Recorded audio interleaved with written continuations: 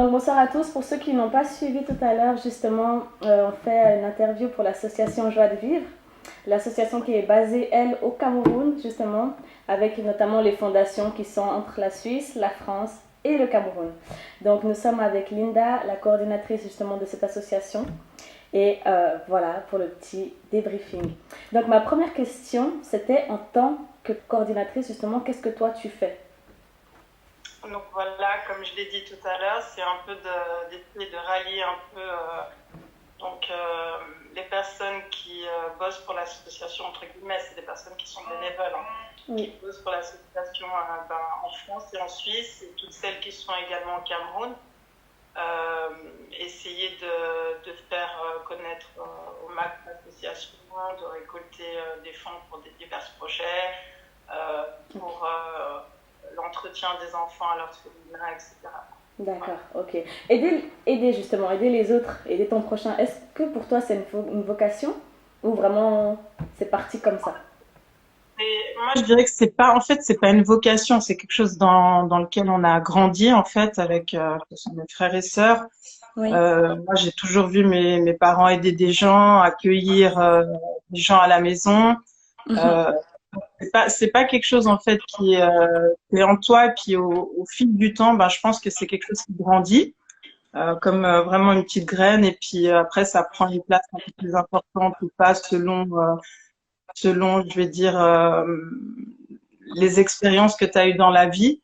Et ben, le fait aussi de devenir parent à son tour, ça te permet aussi d'avoir un autre point de vue sur les enfants à travers le monde, comment Ouais, nous, on a notre façon de vivre assez aisément.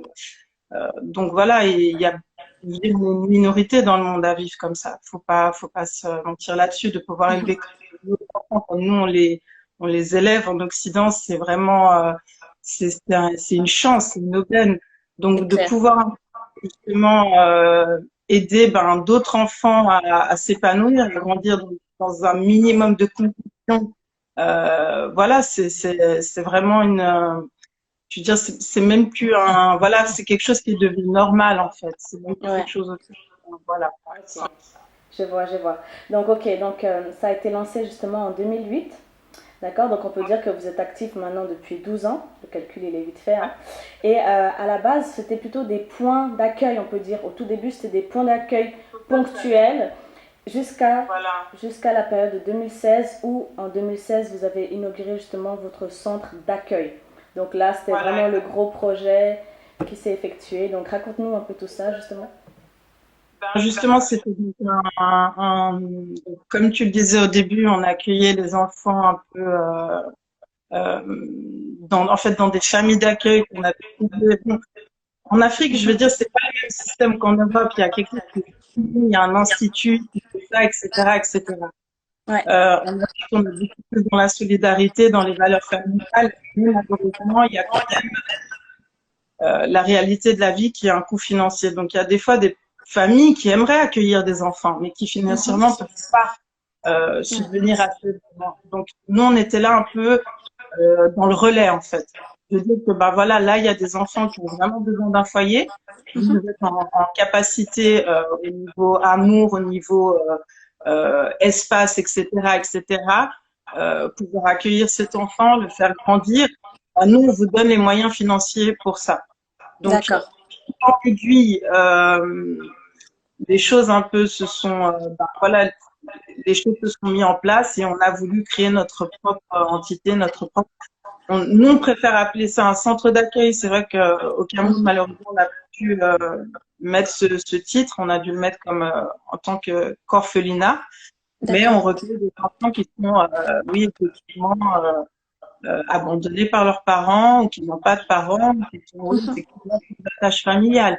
Mais c'est pas, on n'entend pas orphelinat au sens propre du terme, quoi.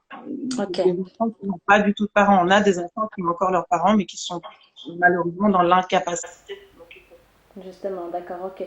Et donc, du coup, les travaux, vous avez quand même eu du soutien au niveau du financement pour faire les constructions et tout. Comment ça s'est passé? ça qui a été un peu le tournant un peu de l'association, parce que moi, en tant que coordinatrice, j'ai fait comprendre à mes parents que c'était plus possible. Sincèrement, Rachel, le trois quarts de tout ce qui a été fait en 12 ans, euh, ça a été financé par mes parents. C'est pas par des subventions, c'est pas par X, c'est vraiment par mes parents, tu vois, par des fonds propres. Et évidemment par des membres aussi, etc. Mais c'est pas, je veux dire, une municipalité qui nous a aidés à construire telle et telle chose. Donc oui, effectivement, jusqu'à l'orphelinat, c'est vraiment des fonds propres. Et moi, j'ai fait comprendre un peu à mes parents, et c'est pour ça que l'association prend un nouvel élan. Et grâce justement aux réseaux sociaux, tout ça, on arrive vraiment à communiquer de différentes manières. Et nous, bah voilà, on est plus jeunes, donc on a une façon de voir les choses qui est pas du tout la même que celle de nos parents. Et du coup, voilà, moi, j'ai commencé à faire comprendre aux parents que non, c'est pas possible. Et moi, je veux dire, je suis censée reprendre l'association, et financièrement, je serais incapable. C'est pas de la mauvaise volonté, c'est juste je ne pourrais pas suivre. On n'a pas les mêmes finances avec mes parents pour que moi je puisse effectivement prendre mes fonds propres à chaque fois pour développer un projet. C'est impossible. Donc oui, maintenant on a mis cette année et on a mis des choses en place. Et effectivement, on a eu des subventions de différentes communes, qui sont autour de la ville de Genève, vente d'œuvres. On a eu aussi des dons spontanés. Donc il y a maintenant cette mise en place.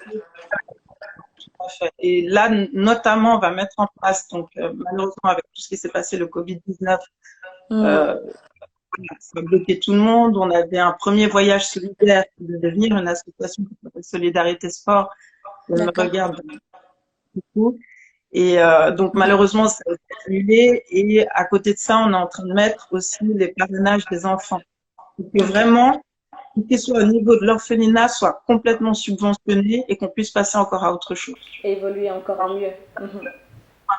D'accord. De développer un peu. On peut pas, surtout en Afrique, on peut pas développer l'orphelinat sans développer ce qu'il y a autour. Ça va forcément créer malheureusement des problèmes. Des tensions, oui. Voilà, exactement. Donc on est aussi en train de développer le village, d'amener des choses qui pourraient être vraiment des plus-values pour les jeunes, pour qu'ils puissent rester au village, qu'ils ne soient pas tout le temps dans ce mode de vouloir partir parce qu'il n'y a rien, quoi. Il n'y a tout simplement rien. Donc, si jeune d'être, voilà, c'est compliqué d'être jeune et puis d'être dans un endroit où il n'y a rien, où tu peux, oui, tu vas t'occuper. Tu as envie aussi, comme tout jeune, de faire des trucs de jeune, quoi. Donc, que ce soit au niveau culturel, que ce soit au niveau éducatif, à tous les niveaux. Donc, on aimerait amener tout ça pour qu'il y ait une espèce d'harmonie et puis qu'on puisse, pour que les gens puissent vivre une vie un peu plus chouette. Je comprends tout à fait. Ok. Et donc, justement, avant cette histoire de confinement, comment vous gériez justement la distance? Comment ils gèrent sur place? Comment ça se passe? D'accord. Tu allais combien de fois par an, par exemple, au Cameroun? Alors, ce qui se passe, c'est que on a un peu divisé les choses comme ça. Ma mère, elle est plus sur le terrain. Mon père et moi, les membres actifs qui sont là en Suisse. Donc, ma mère qui fait régulièrement des voyages, là, donc elle est arrivée au mois de décembre. Elle va repartir après le Covid. Et il y a évidemment du personnel sur place à l'orphelinat qui s'occupe des enfants. Donc, on a 3 personnes qui s'occupent des enfants. Que ce soit au niveau éducatif, que ce soit au niveau de la nourriture, voilà quoi, tout l'entretien de la maison, etc., etc. C'est pas du bénévolat qu'ils font, ceux qui s'occupent des enfants. Eux sont d'accord, on est bien d'accord. Ouais.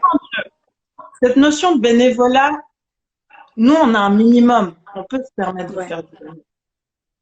Le bénévolat, c'est vraiment une chose dans les pays du Sud et particulièrement en Afrique et au Cameroun, parce que je connais, il y aura toujours des gens qui vont t'aider pour rien. Mais il faut comprendre que pour aider pour rien, il faut déjà avoir soi-même un minimum. C'est clair. C'est quelque chose qui est très, et surtout dans notre pays, et tu le sais, Rachel, c'est quelque chose qui est un peu difficile. Alors des fois, oui, il y a des tensions parce qu'on se dit que oui, on vient les aider, et puis des fois, on arrive dans des situations où on ne devrait pas se trouver. Mais il y a toute une réflexion, il y a toute une mentalité à comprendre pour pouvoir faire des choses associatives ou solidaires en Afrique et partout ailleurs dans les pays où voilà, les gens ont malheureusement moins de moyens, quoi. Clair. Ok. Et donc maintenant, justement, si un enfant demain qui se présente, qui vient toquer à la porte de l'orphelinat, comment vous faites? Comment vous, Alors, comment vous faites? Est-ce que c'est est-ce que c'est justement par ordre? C'est par ordre? Est-ce qu'il y a une liste? Ou bien c'est par rapport à la situation d'urgence? non, alors nous, ce qu'on fait en général, Rachel, on peut pas se permettre de prendre un enfant qui va venir toquer à la porte. C'est pas quelque Ok. chose, on est que mais ma mère, ben, juste après la création de l'orphelinat, qui a eu l'inauguration, que les premiers enfants ont commencé à arriver. Oui. Enfin, juste entre deux, on a eu donc un rendez-vous avec le service social de la ville qui est juste à côté du village. Et Bafin. c'est avec eux, c'est en partenariat avec eux qu'on travaille. Donc D'accord. eux nous expliquent que voilà, là il y a des cas où ça ne se passe pas bien, il faudrait voir si vous pouvez accueillir les enfants. Et là, on rentre en matière. Ok. On a été obligé de faire ça. Pourquoi? Parce on est reconnu en fait par l'État camerounais en tant qu'orphelinat. Donc D'accord. on n'est pas une entité qui est comme ça, si tu veux, à la va-vite. Donc si demain il y a un problème, il faut qu'on réponde à tous ces problèmes. Donc d'où pourquoi je peux pas malheureusement accueillir un enfant qui serait là à la porte parce que je sais pas qu'est-ce qui s'est passé, quelle est son histoire, est-ce qu'il a des papiers, est-ce qu'il a des parents. Il faut un minimum quand même voilà de rigueur un petit peu, tu vois, voilà de sérieux, quoi. On parle de la vie des enfants, on peut pas faire n'importe C'est clair. Ok. quoi. Voilà. Et justement, alors avec le centre, enfin le service social qui est sur place, est-ce que vous arrivez bien à collaborer justement entre les deux? La collaboration, elle se passe bien? Elle se passe super bien. Franchement, Mm. le délégué social, il est super. Ouais. On est vraiment dans la même optique, essayer d'améliorer ben, le quotidien des enfants qui sont Ok. des là, ça se passe vraiment bien. D'accord, ça marche. Ok. Et donc maintenant, justement, on aura besoin d'adresse, évidemment, d'adresse email, contact. Comment ça se passe justement si une personne elle veut faire des dons? Vers qui la personne se Alors, tourne? vous pouvez tout simplement aller sur notre site internet, d'accord? D'accord. Donc, il y a les coordonnées aussi, donc www.ajdv.ch. Il y a les coordonnées aussi sur le site Instagram de la sauce, sur le Facebook. Et il y a le bulletin de versement. Vous pouvez faire un don spontané, régulier, comme vous voulez. Vous pouvez également, comme je vous l'ai dit, bientôt parrainer les enfants. Ça, c'est D'accord. vraiment, je pense, Ouais, ça c'est. la chose la plus cool parce que là, du coup, vous avez quand même contact avec les enfants, avec ben, maintenant avec les téléphones, etc. On peut vous envoyer des photos assez facilement, des lettres, même si c'est voilà des lettres qui sont voilà prises en photo, et Ouais. créer un vrai lien.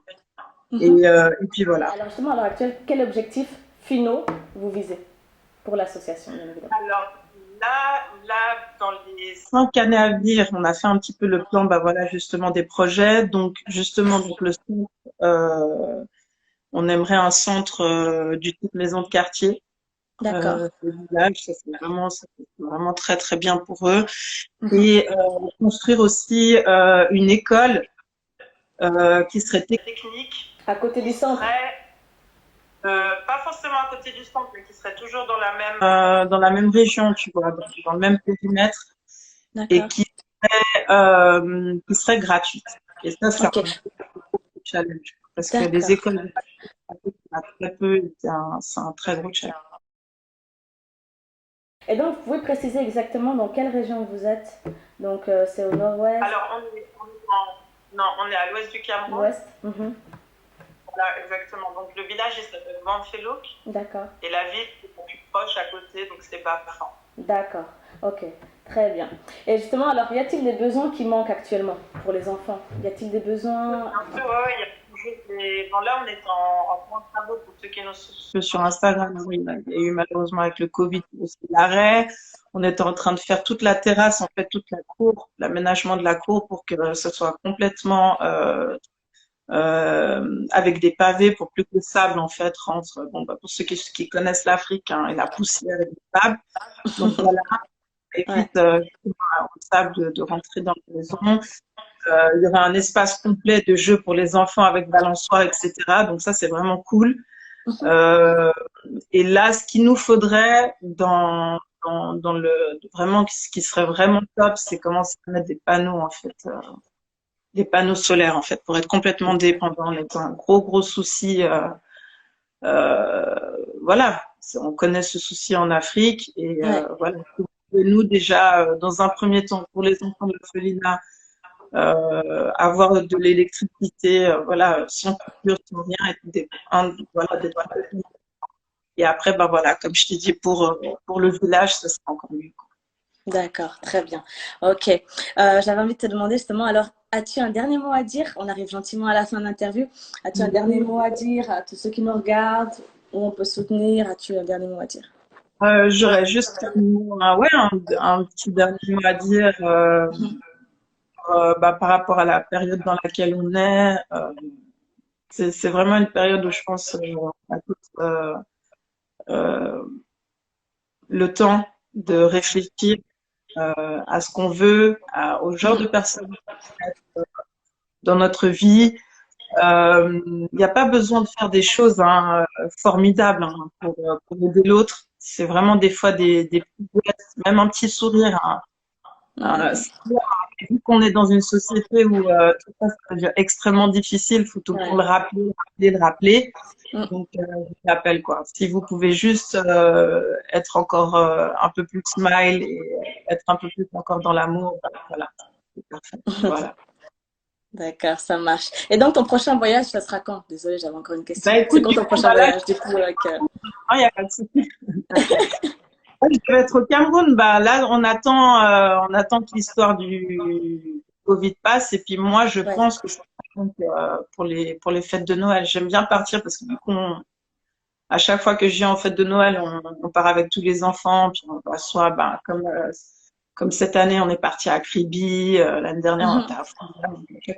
C'est des voyages magnifiques, quoi. D'ailleurs, les gens allaient regarder les photos sur Instagram. Hein. Franchement, c'est trop touchant. J'ai regardé les photos et tout. Trop touchant. Vraiment, vraiment bravo pour ce que vous faites, bien évidemment. Merci. Et quand vous partez, est-ce que justement vous partez avec un conteneur ou comment ça se passe? Ma mère, en général, fait partie des conteneurs avant. Voilà, exactement. Pour le matériel dont on a besoin pour diverses choses. Et on essaye d'amener petit à petit, d'aménager, parce que la maison est très, très grande. Ah, d'accord. Donc là, on n'a pas encore aménagé, le haut. On n'a pas encore amené ce conteneur pour le haut. Donc, c'est aussi des projets qui sont, voilà, en cours. D'accord, très bien. Alors, un grand merci à toi, Linda. Merci à toi, Rachel. Hein. Vraiment top. Hein. Super, merci vraiment. Merci. Puis à tous ceux qui suivent justement les émissions d'habitude et tout, n'oubliez pas d'aller suivre les pages À Cœur Ouvert by Sierra Mori partout sur les réseaux. L'interview sera bien évidemment rediffusée. Et allez suivre Association Joie de Vivre. N'hésitez pas s'il y a des choses que vous pouvez faire. Comme elle a dit, même un sourire, c'est déjà beaucoup. Donc, à vous tous, à très bientôt pour une prochaine édition. Linda, je te souhaite une excellente soirée et merci à toi. Bye bye, bisous. Ciao.